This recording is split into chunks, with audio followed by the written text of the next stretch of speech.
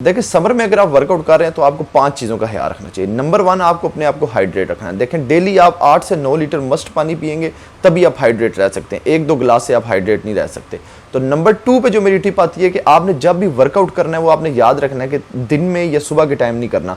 आपने वर्कआउट करना है जब सूरज जो है वो गरूब हो जाए। क्या होता है कि गर्मी जो होती है, जो समर जो थोड़ी सी है, वो थोड़ा सा वेदर जो वार्म है वो थोड़ा सा कम हो जाता है, तो उससे आपको बहुत ज़्यादा हेल्प मिलती है अपनी बॉडी को जो है उसका टेम्परेचर जो है कूल रखने के लिए।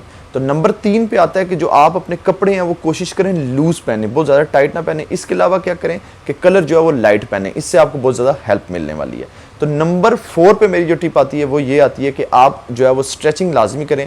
इससे क्या होगा, आपका मेटाबॉलिज्म फास्ट होगा, आपकी फैट स्टोरेज जो है वो अपनी बॉडी में कम होगी, आपकी बॉडी कम से कम फैट स्टोर करेगी। तो नंबर 5 पे मेरी टिप आती है कि विंटर की निस्बत समर में थोड़ा सा वर्कआउट कम करें। ऐसा नहीं होगा कि आप अपना वर्कआउट थोड़ा कम करेंगे तो आपको रिजल्ट्स कम मिलने शुरू हो जाएंगे। Hope you like this.